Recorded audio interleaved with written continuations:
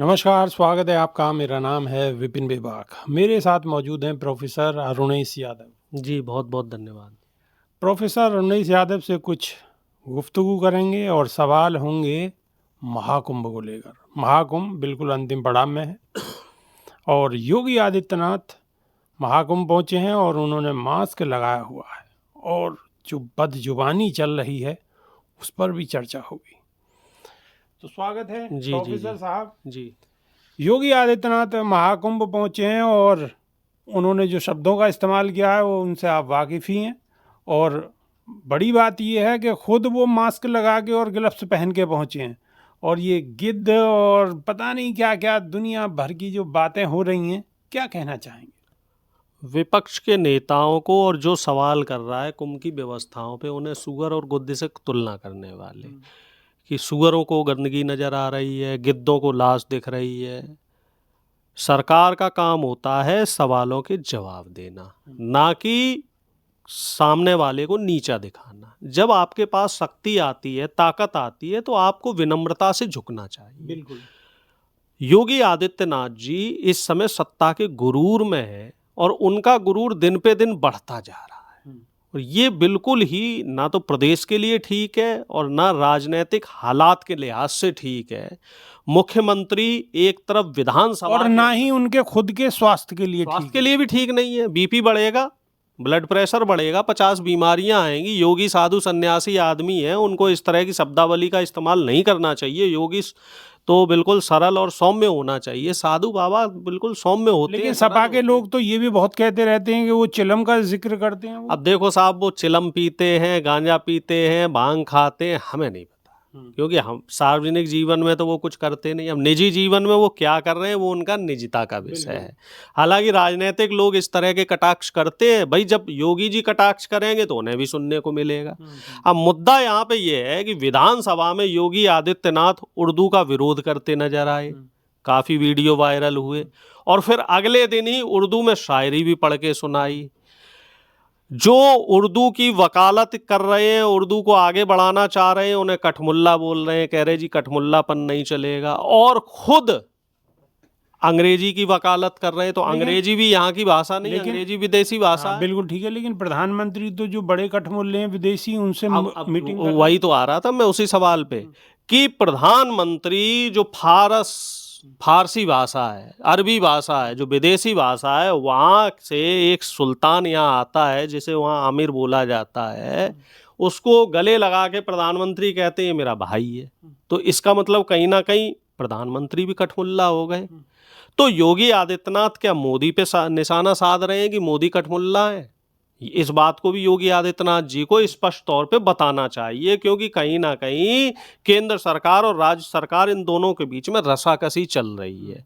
और योगी आदित्यनाथ के जो कुंभ वाले फोटो हैं वो भी वायरल हो रहे हैं, जहां पे वो मास्क लगा के गंदगी उठाते हुए नजर आए। तो अब जब आप दूसरे के ऊपर कीचड़ फेंकोगे, आसमान में थूकोगे, तो आपके ऊपर भी तो आएगा। तो योगी आदित्यनाथ जी को इस बात को सोचना चाहिए, समझना चाहिए और इस बात की जानकारी आगे रखनी चाहिए और इस तरह का आगे काम ना हो इस बात पे भी गौर करना चाहिए, क्योंकि साधु सन्यासी भी इन पे तमाम तरह के सवाल उठा रहे हैं कि आप कुंभ में कितने लोग दर्शन करने आए, वो आंकड़ा तो आपके पास है, लेकिन कुंभ में कितनी मौतें हुई, कितनी अव्यवस्थाओं के शिकार हुए कितने लोग, वो आंकड़ा आपके पास क्यों नहीं है? विपक्ष ये सारी बुराई ढूंढने में क्यों लगा रहता है? विपक्ष का और काम क्या है? सारी बुराई ढूंढनी है। ये काम भाई एक बार कम से कम आप अपने बताइए, जो काम मीडिया का है, बिगर मन के मीडिया का काम क्या होता है? मीडिया का काम क्या होता है? नहीं, आप हमें बताओ सर। ठीक है, मीडिया का काम क्या होता है? आप बिगर मन से एक बार तारीफ तो कर दो कि हाँ कोई अच्छा काम हुआ। तारीफ लायक काम होगा तो बुराई हर जगह, तारीफ लायक एक काम बता दीजिए तो हम तारीफ भी कर देंगे। आपने स्नान करा, पवित्र स्नान? हाँ जी, हम तो बिल्कुल समंदर नहा के आ गए, जहाँ गंगा जमुना सरस्वती सारी नदियां मिलती हैं, स्वच्छ पानी में नहा के। गांधी तो नहीं गए? मोहन भागवत भी नहीं गए। देख लीजिए, देखो चालाकी समझो, दर्शक चालाकी समझे, मोहन भागवत पे सवाल नहीं उठाया, जबकि मोहन भागवत इस देश नहीं इस दुनिया के सबसे बड़े संगठन के मुखिया हैं और खुद को प्रधानमंत्री तो गए, खुद को हिंदू ध्वजवाहक बोलते हैं। प्रधानमंत्री तो गए, मैं सिलसिलेवार बातों पे आऊंगा। राष्ट्रपति भी गए। मोहन भागवत नहीं गए, उसकी खबर नहीं बनी, और मोहन भागवत नहीं गए तो नहीं गए। 47 जो उनकी राष्ट्रीय कार्यकारिणी जो आरएसएस है, दर्शक सुन ले, समझ ले, उसका भी एक मेंबर नहीं गया। चलो प्रधानमंत्री मोदी इस बार तो गए। हमें ये बताया जाए, प्रधानमंत्री मोदी 2017 से पहले जब जब कुंभ हुआ, जब योगी आदित्यनाथ मुख्यमंत्री नहीं थे, समाजवादी पार्टी की 2013 में सरकार थी, उस समय कुंभ हुआ था। क्या प्रधानमंत्री उस समय गए थे? क्या लाल कृष्ण आडवाणी उस समय गए थे? अगर गए थे तो वो फोटो भी दिखाई लाल जाए। कृष्ण आडवाणी तो अब भी नहीं गए। उस समय की बात कर रहा हूँ। अब तो चलो बुजुर्ग हो गए, हम उनकी बात नहीं करते, बुजुर्ग आदमी भाई जाना संभव नहीं है। हम तो ये कह रहे हैं कि 2013 के महाकुंभ में बीजेपी के कितने नेता गए हैं? राहुल गांधी तो जवान हैं, राहुल गांधी तो युवा हैं, उन्हें तो जाना चाहिए। मोहन भागवत क्यों नहीं गए? वो बुजुर्ग हैं। क्या बात हो गई? ये कैसी बात कर दी? तो प्रधानमंत्री क्या बच्चे हैं? प्रधानमंत्री बच्चे हैं और मोहन भागवत बुजुर्ग हैं। ऐसा नहीं चलेगा सर। आप भी कह रहे हैं, ये बात नहीं चलेगी। आप भी कह रहे थे ना, प्रधानमंत्री 75 साल के, मोहन भागवत भी लगभग उसी उम्र के। 75 के कहाँ, 72 के? नहीं, आप जानकारी दुरुस्त करो। प्रधानमंत्री सितंबर में 75 साल के हो जाएंगे। हो जाएंगे तो हो ही गए। हमारे यहाँ तो क्या है, 74 प्लस एक दिन भी हो जाए तो 75वां शुरू हो। तो आप ये सवाल भी उठाओगे, अब तो उन्हें प्रधानमंत्री नहीं रहना चाहिए, क्योंकि वो पहले ही भी कह चुके हैं कि नहीं कह रहे इस बात को। इस बात को तो प्रधानमंत्री खुद कह रहे। प्रधानमंत्री ने खुद ने ये नियम बनाया था कि 75 के बाद बीजेपी में कोई सक्रिय राजनीति में नहीं रहेगा। ये तो उनके खुद के सवाल है, हम तो उन सवालों को रिपीट करेंगे। अब हम आ जाते हैं उसी बात पे कि जो सवाल मीडिया को करने चाहिए, जो सवाल पत्रकारों को करने चाहिए। पत्रकार आजकल क्या कर रहे हैं? सरकार ने कोई बात कह दी, प्रधानमंत्री या मुख्यमंत्री ने अगर कोई बात कह दी तो उसी पे ताली पीटने लगेंगे। वाह वाह वाह वाह वाह वाह, योगी जी ने कितनी बढ़िया बात कही, मोदी जी ने कितनी बढ़िया बात कही।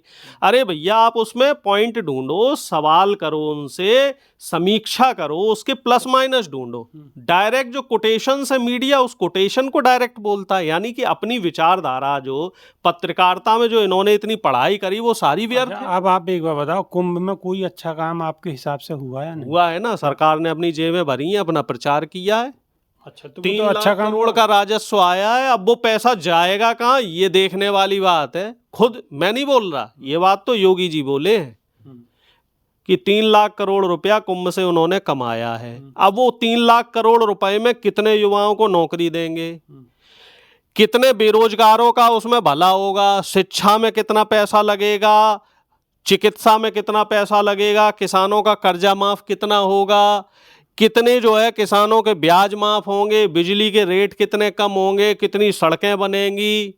हम तो ये चीज़ देखेंगे कि आगे आने वाले 1 साल में योगी आदित्यनाथ जी उस 3 लाख करोड़ रुपए का करते क्या। आप मूल रूप से कहाँ के रहने वाले? मैं तो यूपी का ही हूँ। यूपी में कहाँ के रहने? इटावा का हूँ। इटावा कितनी देर में पहुँच जाते? इटावा हम पहुँच जाते सब 4-5 तो बिल्कुल चकाचक है ना रोड? बिल्कुल बढ़िया रोड है, बढ़िया काम हो रहा है ना। बहन जी ने बनवाई, अखिलेश जी ने बनवाई, बहन जी और अखिलेश जी ने रोड बनवाई, बढ़िया रोड है। योगी आदित्यनाथ जी की बनाई हुई एक रोड बता दो, यहाँ नोएडा में बैठे हुए कोई ऐसी रोड नहीं है हर 100 मीटर पे जिसपे गड्ढे ना हो। मतलब बीजेपी ने कोई रोड नहीं बनवाई। अभी आप बरसात की बात देख लो, बरसात अभी निकली, अब फिर आएगी। पूरा नोएडा स्विमिंग पूल बन गया था, इस बार देखना कहीं समंदर ना बन जाए, क्योंकि इन्हें काम तो करना नहीं। तो आपने तो नाव बनवा ली होगी। किसने? क्योंकि समुद्र बनेगा तो फिर नाव बनवानी पड़ेगी। इस बार नाव का इंतजाम भी करना पड़ेगा। पिछली बार तो हालत इतने खराब थे, 2-2 दिन 4-4 दिन पानी नहीं निकला नोएडा का, क्योंकि ड्रेनेज व्यवस्था पे ध्यान नहीं दे रहे। अब ये तो फिर इस हिसाब से तो एक चीज योगी जी ने फिर बिल्कुल सही कहा है कि गिद्ध की सी नजर है आपकी। नहीं तो नजर किसकी होनी चाहिए? मीडिया अपना काम कर नहीं रहा, विपक्ष भी सरकार से सवाल ना करे तो फिर जनता कहाँ जाएगी? इस समय हमारे देश की जनता को मीडिया ने, पुलिस ने, जुडिशरी ने, ब्यूरोक्रेसी ने अनाथ और बेसहारा बना दिया। सिर्फ विपक्ष है जो मीडिया, जो जनता के सवाल उठा रही है। मतलब सारी संस्थाएं सब फेल हैं, सब खत्म है, बस खत्म है। आप तो बस कांग्रेस बेहतर काम कर रही है। एक बात बता दो आप हमें कि शाम को प्राइम टाइम पे जितने भी मेन स्ट्रीम मीडिया है, कितने रोजगार पे सवाल होते हैं, कितनी महंगाई पे सवाल होते हैं, कितने जनसरोकार अब को एक बार लेके बताओ, सवाल होते पहले हैं। सवाल कहाँ हो रहे हैं? बाबाओं से चर्चा हो रही है ना। एक मिनट, देखो, एक मिनट, हिंदू सवाल राष्ट्र क्या हो रहे? सवाल क्या हो रहे? सवाल ये हो रहे, कल आपने वीडियो वायरल देखा होगा, एक वो पागल जो मानसिक रूप से बीमार है उस बाबा को बुला लिया गया, 8-10 वहां पे कथा कथित संत आए, एक दूसरे की साथ मारपीट कर रहे हैं, और उस चैनल वाले ने क्या किया है, दरवाजा बंद कर दिया, कोई बाहर नहीं जाएगा, उसको लाइव दिखा रहे हैं। अब ये बताया जाए कि अगर ऐसी चीजें लाइव चल रही थी तो उसको खत्म भी किया जा सकता था, और अगर रिकॉर्डेड थी तो उसको प्रसारित क्यों किया? इसका मतलब आप खुद इस तरह की नूरा कुश्ती दिखाना चाह रहे हो। इससे समाज में क्या संदेश जाएगा कि दो पागलों का गुट आप उसमें आपस में भिड़वा रहे हो। ये वो हो गई ना जो मुर्गा वाली लड़ाई होती है, गांव में हुआ करती है ना, मुर्गा वाली लड़ाई, डॉग कैट फाइट, इस तरह का काम हो गया है मीडिया का। मीडिया का जो स्तर है आप देखो कितना गिर चुका है कि धर्म के नाम पे जो पाखंड फैला रहे हैं कुछ लोग, वो तो मान लो कि इंडिया जीत गया, विराट कोहली ने शतक मना लिया, नहीं तो वही मीडिया उस पागल बाबा को भगवान बता देता। ये हाल है और ये दुर्दशा है हमारे मीडिया मतलब की। बाबाओं पे आपका विश्वास नहीं है? बाबा कभी कोई इस तरह के स्टंट नहीं करता। बाबा जो साधु होते हैं वो समाज की भलाई का काम करते हैं, लेकिन है क्या कि जो समाज की भलाई करने वाले असली साधु हैं वो तो जनता की नज़र से धूमिल हैं, ओझल हैं, वो तो बेचारे तपस्या कर रहे हैं और जनता की भलाई कर रहे हैं। फिर भी आप सारा दोष जनता पे ही दे रहे हैं, और जनता से ही आप उम्मीद करते हैं कि जनता इन्हें जिताए, इनकी सत्ता में लाए सरकार को। आप जनता को दोष दे रहे हैं। अब जब मैं कुछ कहना चाह रहा हूं तो घुमा फिरा रहे हो आप। हमें लग रहा है आपको भी डर है, कहीं हो सकता है मोदी जी की तरफ से कोई नोटिस आ गया हो, इसीलिए आजकल आपके भी सुर बदले हुए हैं। आजकल आपने भी सरकार के सवाल कम करना शुरू कर दिए, आपने भी इधर उधर के सवाल ज़्यादा कर दिए। ये बताइए, जनता से तो कभी सवाल हो ही नहीं सकता, जनता तो सर्वोपरि है, जनता तो सारी बातें समझ रही है, जनता विपक्ष को दे ही रही है। आप सुनो, जनता अगर जा रही है महाकुंभ में पवित्र स्नान करने के लिए, तो आपको चिड़न क्यों हो रही है? किसे चिड़न है? एक कोई सवाल बताओ कि सवाल ये हुआ हो कि जनता वहां ना जाए। सवाल ये हुआ है कि जो जनता वहां जा रही है उसकी बेहतर व्यवस्था क्यों नहीं की जा रही? दो तरह के दर्शन क्यों हो रहे हैं? वीआईपी दर्शन अलग हो रहे हैं, आम जनता के लिए दर्शन अलग हो रहे हैं। बात पूरी हो जाने दो। रेलवे स्टेशन पे किसी ट्रेन की बोगी में अगर 150 लोगों की जगह है जनरल में, तो वहां पे 2500 टिकट क्यों बांटे रेलवे प्रशासन ने? और अगर मान लीजिए दर्शन करने के लिए कैपेसिटी मान लो 10 लाख लोगों की है, तो 1 करोड़ लोग अंदर क्यों घुस रहे हैं? व्यवस्था दुरुस्त होनी चाहिए। अगर व्यवस्था नहीं संभल रही थी तो दूसरे स्टेट की पुलिस बुला लेते। भाई पास में मध्य प्रदेश है, राजस्थान है, बिहार है, वहां की पुलिस भी बुलाई जा सकती है। हिमाचल से बुला लेते, पंजाब से बुला लेते। नहीं बुला पा रहे थे तो बता देते साहब, फोर्स मंगा लेते, लेकिन ऐसे थू तो ना करवाते। हजारों की संख्या में लोग बेघर हो गए, कई लोग जो है यतीम हो गए, कई परिवार यतीम हो गए, और सरकार के मंत्री ये कह रहे हैं ये छोटी मोटी घटना है। बताइए, जितने परिवार यतीम हुए क्या उनके लिए छोटी मोटी घटना है? आपके परिवार में अगर कोई बीमार हो जाता है, किसी का एक्सीडेंट हो जाता है, तब परिवार परेशान हो जाता है, पूरा परिवार का सिस्टम बिगड़ जाता है। और किसी के परिवार में अगर किसी की मृत्यु हो जाए तो सोचिए उस परिवार का क्या होगा। और मुख्यमंत्री जैसे लोगों को, उनके जो मंत्रिमंडल के जो नेता लोग हैं वो कह रहे हैं साहब ये छोटी मोटी घटना है। तो ऐसी जो निर्दयी लोग इस समय सत्ता में बैठे हुए हैं, जो धर्म के नाम का व्यापार कर रहे हैं, मेरी बात को फिर समझें। अब धर्म के नाम पे राजनीति नहीं हो रही। पहले धर्म होता था आस्था का विषय, फिर प्रधानमंत्री ने इसको बनाया राजनीति, और अब हमारे सूबे के मुख्यमंत्री उसका कर रहे हैं धंधा। तो ये कतई भी ठीक नहीं है, न्याय संगत नहीं है, धर्म संगत नहीं है, तर्क संगत नहीं है। ये सनातन का अपमान है। सनातन का अपमान बता रहे हैं। सनातन का अपमान किस किस तरीके से है, किस किस तरीके से नहीं है, ये तो नेता भी कह रहे हैं, और जो बड़े बड़े साधु संत हैं वो भी कहीं ना कहीं दबी हुई जबान से ही सही, लेकिन वो भी सवाल उठा ही रहे हैं। नुकसान आम जनता का हो रहा है और जनता का कम नुकसान हो या ज़्यादा हो, नुकसान जनता का नहीं होना चाहिए, क्योंकि सरकार होती है जनता के फ़ायदे के लिए।